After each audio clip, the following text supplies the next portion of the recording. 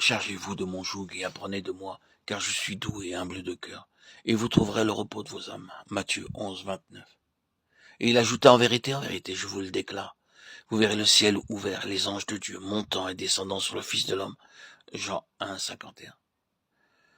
Dès qu'il eut été baptisé, Jésus sortit de l'eau, et voici que les cieux s'ouvrirent, et Jean vit l'Esprit de Dieu descendre comme une colombe et venir sur Jésus. Matthieu 3, 16.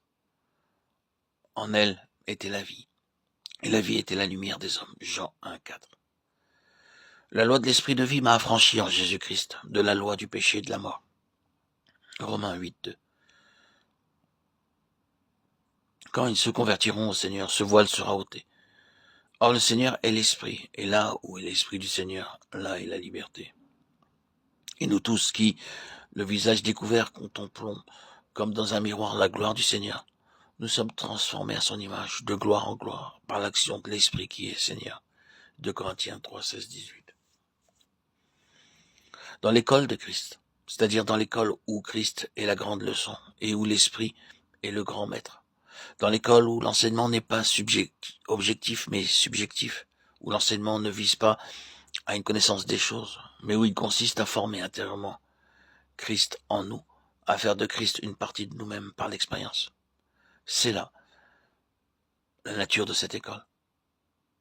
Vous verrez le ciel ouvert. Il vit les cieux s'ouvrir et l'Esprit de Dieu descendre sur lui. Quelle est la signification de l'onction du Saint-Esprit?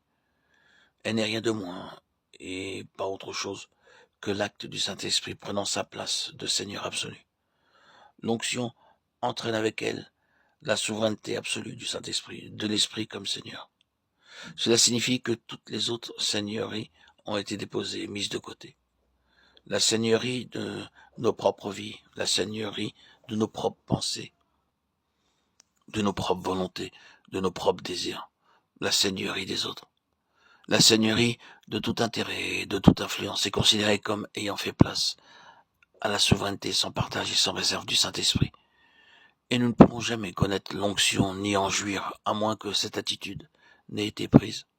C'est pourquoi le Seigneur Jésus descendit dans les eaux du Jourdain, dans une mort et un ensevelissement symbolique pour prendre la place de l'homme, tout en étant son représentant, et n'être plus à aucun égard à partir de ce moment sous le gouvernement de sa propre vie, dans l'accomplissement de la volonté de Dieu, mais pour être entièrement et absolument soumis à l'Esprit de Dieu, dans tous les détails. La tombe du Jourdain implique la mise de côté de toute seigneurie indépendante de toute autre seigneurie, de toute autre influence. Et si nous lisons la vie spirituelle de Christ dans les évangiles, nous verrons que cette position fut bien celle qu'il accepta à chaque instant.